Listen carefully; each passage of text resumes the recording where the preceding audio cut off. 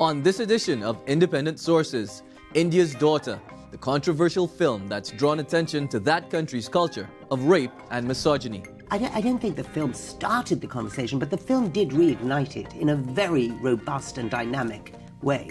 And old-time religion, why the members of an ancient faith are disappearing. Every religion, there are the traditionalists and there are the liberals.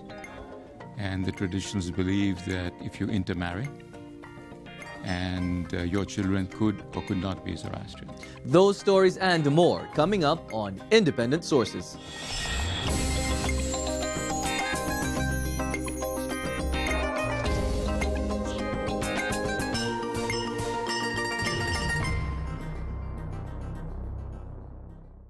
Welcome to Independent Sources, bringing you news from New York's ethnic and immigrant communities. I'm Zyphus Lebrun. This week, we'll begin with our Film Focus segment that zooms in on India's Daughter. The film explores the backlash of the 2012 gang rape of a young woman in Delhi. The documentary caused such a furor in India that it's still banned in that country. Before we go to Abi Ishola's interview with the film's director, Leslee Udwin, a note. The rape cases that Ms. Udwin describes are very graphic, and viewer discretion is advised. Welcome, Leslie. Thank you. Before we begin, we'll watch a clip of your movie.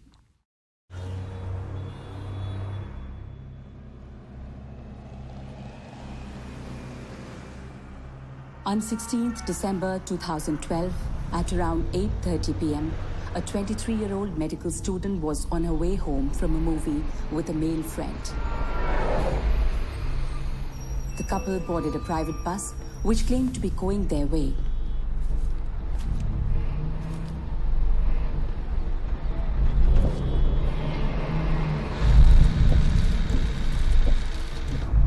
Her friend was badly beaten and she was dragged to the back, where she was gang raped by 6 men as the bus drove round and round the highways. According to the latest government figures, a woman is raped in India every 20 minutes. But most rapes are unreported. This rape led to unprecedented protests erupting across India. The silence has been broken.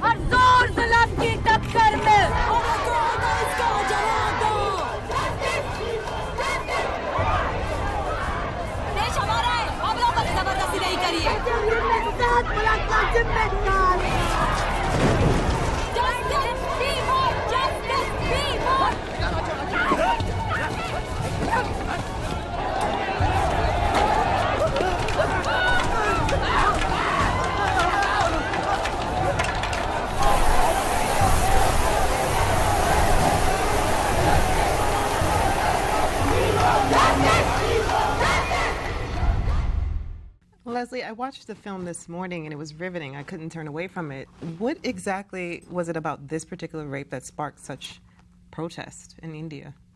It's a question that hasn't been really comprehensively answered, although there have been several attempts to answer it. I think mostly it's fair to say that because this extraordinary young woman was so aspirational, she was a symbol, in a sense, of the new woman in India. She was a medical student. She was a medical student. She had fought her way out of poverty. Having said that, the protests started the very next day after the rape was, reported. And the rape happened around 9 to 9:30 at night.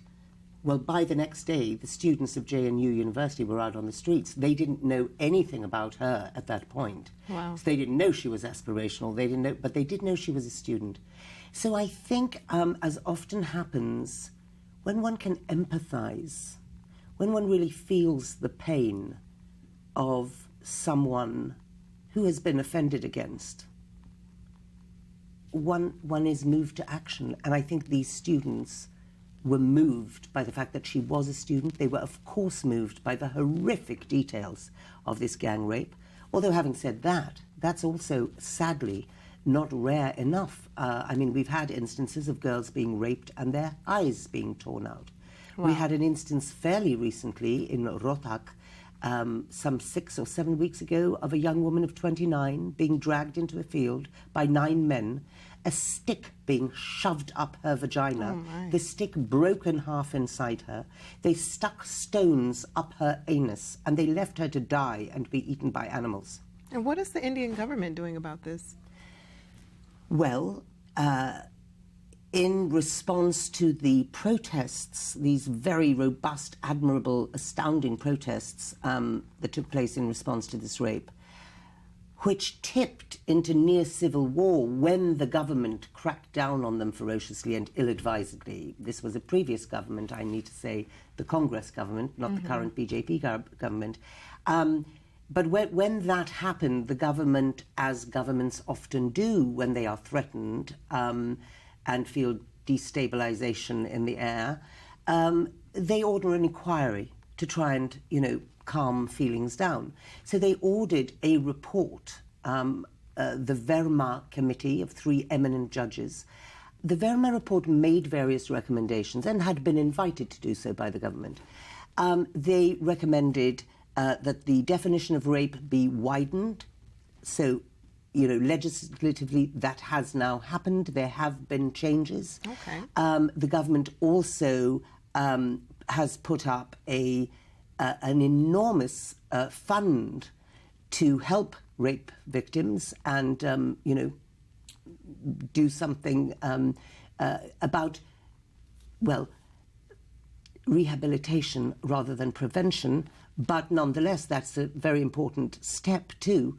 Unfortunately, not one penny of that fund has yet been spent, and it's been 2 years. Wow. So what is the government doing? Not enough. Wow. What is any government around the world doing? Not enough. We have to be really careful, and I say this every single time I interview about this film and about this issue. We have to be really careful not to think of this as an India-centric problem. It's not. The war on women, the war on you and I, Abi, and women all over the world is global. And your film was banned in India. Yes. How do you feel about that, and why was it banned? Okay, it was banned. The government said because it was likely to lead to law and disorder. Wow. Now, it may be that what they meant by that was that they feared protests. If that's the case, I find that rather sad, because any democracy, and India is the largest democracy in the world, any democracy that is confident, that is mature, should welcome protests, because protests are the way that civil society tells a government what it cares about. Absolutely. Protests are the way, in the midst, of 2 points of election, or, somewhere in between, it's the only way that you as a citizen can express your desires for change. And from that point of view, protests are to be welcomed. However, it may also be that what they meant by that was that, because one of the accusations that's been flung at me, I think rather unreasonably or without reason, is that this film somehow gives a platform to the rapist to express his misogynist views. Now, I don't begin to know how to decode that, or you've seen the film, perhaps you have a view on that. But from my point of view, any reasonable mind looking at what the rapist says in this film is repulsed by it. It is so clearly in a context. He is so clearly surrounded by right-thinking people, admirable, positive role models of men. Who on earth is going to listen to his words and be swayed to some kind of law and disorder, go out and rape? Because he says women are unequal. And one thing that stood out in the film is that many of the men blamed the victim. Correct. And they blamed women for going out too late at night. And is that still the sentiment there after all the protests? Yes, are people changing? Yes, because that is totally embedded in the cultural thinking. When I went out to interview these men, Abi, I thought I was about to meet with psychopaths, monsters. Okay, and my whole inquiry was... But they were educated men. Well, the rapists were not, in fact, educated men. However, their lawyers, were educated men. And they were expressing the same thing. So absolutely spot on. This is where you begin to find out that there is a commonality about how women are viewed. And you find that out also from everything the parents tell you about how they have had to withstand that kind of thinking and rise above it, as they so admirably have. I mean, what an extraordinary pair of human beings they are, when all around them are saying, are you insane, educating a girl, selling your field? Yeah. Yes, they say, we will, we must. You know, and that's very difficult to withstand, you know, your entire family Absolutely. urging you not to do it. But what do we learn from that? We learn that the majority do think that way. Yeah. Those around them did think that way, that they are the exceptions, not the rule. The very fact that there were protests tell us that this is the mindset, because if this was a one-off case, what are they protesting about? Yeah. The women were fed up. The women were fed up. The protesters were fed up. That's it. The men were fed up too, Yeah. because their word Men were has to be said. protesting. Far-thinking, change-making, change-demanding men out there protesting in large, unprecedented numbers. And that was an occasion for such optimism, you know, and such...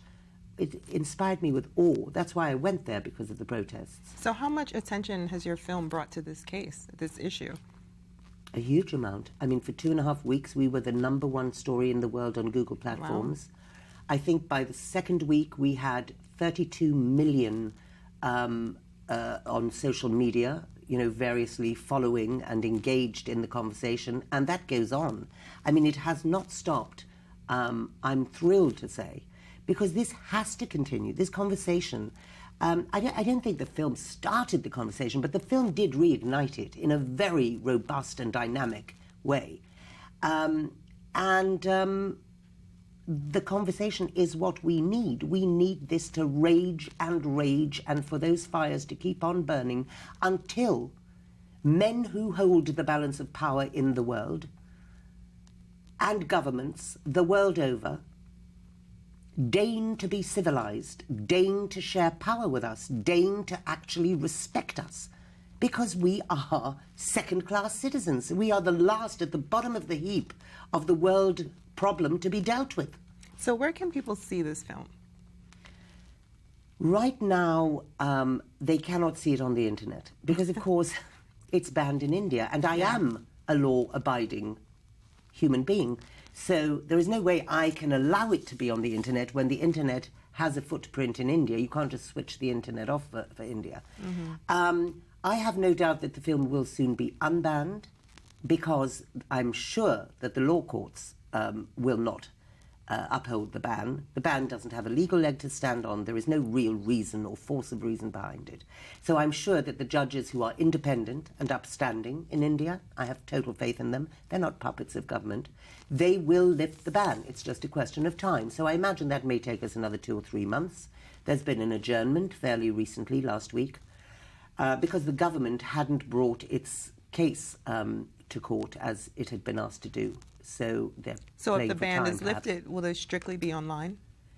And there will be broadcasts. So let's focus on the US. In the US, we have Independent Lens, ITVS, will be screening the film, broadcasting it in October. Before then, we hope we will have a theatrical release. We're working on that now. It may be a limited one, but we will have one of some form or other. And it will be available in the US on video on demand platforms. Okay. But that will only be after the theatrical release, so hence the small delay. It's about to go on iTunes in the UK, for example, so slowly we will switch it on. But certainly the trailer, which is a 5-minute mini version of the film, can be viewed online on our website, www.indiasdaughter.com. Which is almost fully live, but not quite yet. But the trailer's there. Okay. So I would encourage people to see the trailer, to keep the conversation going, and to see the film just as soon as they can. And, you know, it won't be long before you can hear. Wonderful. Thank you so much, Leslie, for being on the show. Thank you. And just last thing, please. everyone really needs to look at the statistics and the horrors that are meted out against women here in the US. This isn't about what happens to those people over there. 17.7 million women in the USA have been raped. Now, we've talked about the largest democracy in the world, India. US is supposed to be the greatest democracy in the world. Well, it is not even a democracy until it addresses the problems of its women. And really, we have to think about that very carefully and do something about it. Well, thank you so much, Leslie, for your passion and for sharing your film with us. Thank you, too. Still to come on the show, trying to rescue an old-time religion. Before that, Abi Ishola and Sarah Pizon have some other news. Every week, we ask you to tell us what's happening in your community. Here's what we gathered. Sarah, what's trending? Pieta House is a renowned suicide prevention center with 10 locations throughout Ireland. This fall, it would launch a New York office in Long Island City, Queens, to assist Irish immigrants in distress. Is mental health a major concern in the Irish community? Yeah, Abby, depression and suicide in the Irish community here in New York has always been a big issue. And people of that community consider mental health to be a stigma and actually are very reluctant to seek help. Wow. So how does the center plan to break this stigma? Well, first, they're very big in Ireland, and they've helped over 17,000 people over there. So they're very confident that they can do the same here. They're also getting a lot of support and a lot of funding from their government, the Irish government. They actually got over 70,000 euros just to open up this New York branch. Wow. So we wish them a successful opening. Yes, me too. They're looking for volunteers. So if you're interested in helping out the Irish community, please go to their website, www.dil.pieta.ie. Orthodox LGBTQ students are being offered a safe space to network, explore language sensitivity, and discuss the difficulties they face. All this will come in the form of a seminar at Stern College. That sounds great. How did this seminar come about? Well, recently President Obama called for an end to reparative therapies that aim to basically convert gay, lesbian, and transgender youth into quote-unquote straight, being straight. So a nonprofit organization called Eshel decided to put on this seminar. They're using some of the money. They basically got $25,000 in grant money, so they're using some of that money to put on the seminar. Nice work. Absolutely. And they plan to open chapters at Barnard, Columbia, NYU, Yale, and Queens College. Wow, it's great. I guess I'm really excited for them to expand the project. Yeah, we'll keep major an eye project. Out. Spring is here in the city, and there might be a new way for New Yorkers to notice this, seeing more coyotes in the city. Yes, you heard right. Late winter, early spring is the peak season for roaming coyotes, and New Yorkers have spotted more and more of them in their boroughs. I'm shocked to hear about coyotes in New York City, to be honest. Well, a couple of decades ago, actually, people used to maybe spot one or two, in parks outside the city, but scientists at the Gotham Coyote Project have been tracking coyote movements for a couple years now, and they're saying that they're growing in numbers and they're coming closer and closer to the city. And that's in large part due to the parks that are close by to the city that are creating pathways to the urban area, basically. So how concerned should we be? Are they dangerous? So the scientists say they're not dangerous, but that they could become aggressive if people feed them. So don't feed them. They usually, eat rabbits and rodents in parks. But they have said that, we could potentially see them kind of roaming through Manhattan, but that they're not going to stay there. They might just pass by because they don't like densely populated areas. But if you live in the suburbs, you're going to see more and more of them. Oh, wow. So we have to keep an eye out for the coyotes and keep an eye on the story. Yeah, absolutely. The work of the renowned artist who brought us the iconic animated film Bambi will be on display at the Museum of Chinese in America in Little Italy. So what does the man behind Bambi have to offer us now? Well, the exhibit is called Water to Paint, Paint to Sky, and will focus on his life and work.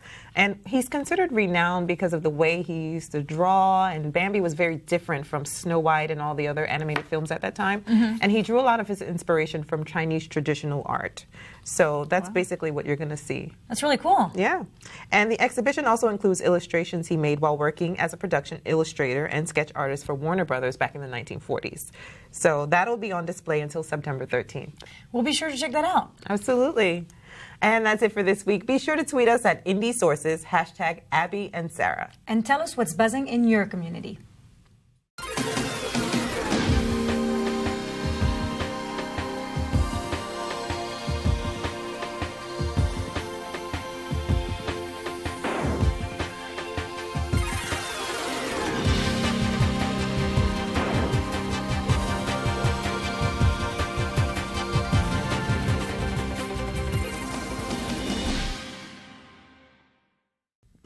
Thanks for staying tuned.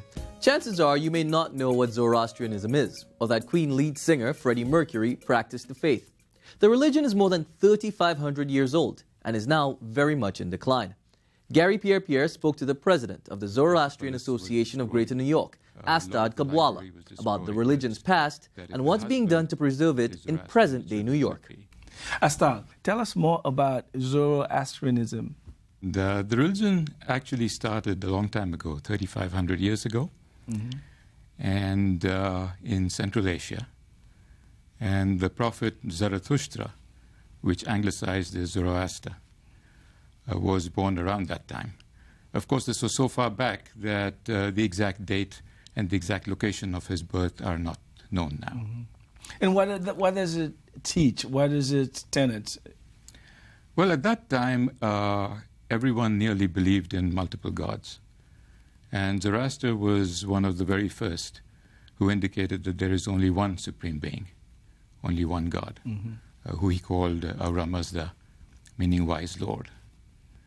And basically, at some point, he but he taught the local king, King Vishtasp, who was encouraged, and more or less that's how the religion began. And it reached its height around 560 BCE in the reign of King Cyrus the Great. And they came from where? I know it says Central Asia. Can we narrow it down a little? Historically, it's Persia. Okay, which is modern day Iran. Which is modern day Iran. Okay. But at the height, the empire stretched from Turkey across all the way to the beginning of India. Okay. And it seems lately, I mean, at one point there were roughly 40 to 50 million people of the faith, and that has dwindled tremendously. Why is that happening? What's going on? Well, what happened is, at its height, it was the state religion of Persian Empire. During the time of King Cyrus, King Darius, it had grown tremendously. And not unusual, like every empire, there's the rise and there's the decline. And the first decline started around 350 BCE when Alexander the Great invaded. And at that time, the capital, Persepolis, was destroyed. A lot of the library was destroyed. Religious texts were destroyed. And later on came the Arab invasion, or the Muslim invasion. And at that time, Zoroastrians were persecuted. They were either forced to change their religion, or there were different kinds of persecution. What happened in the 10th century is a group left by ship, landed on the shores of India, and India became their home. Okay. And that group came from a province called Pars, and in India they're known as Parsis. So right now, the world population is anywhere between about 150,000 to 170,000. Quite small. Why is this decline? What's going on? There could be a number of reasons. Tell us. One of the reasons could be that we don't believe as a religion in conversion. And there are more deaths currently than births, and so obviously the numbers decline. Also, with every religion, there are the traditionalists and there are the liberals. And the traditionalists believe that if you intermarry, and your children could or could not be Zoroastrian. Okay. And there are different levels. Some believe that both parents have to be Zoroastrian for the children to be Zoroastrian. Others believe that if the husband is Zoroastrian, the children could be. What about the mother, like in Judaism, where if your mother is Jewish, you're automatically Jewish? It's not the same thing? No, it's the other way around there. Okay. Though, of course, there are those of us here in the Western world who have no problems.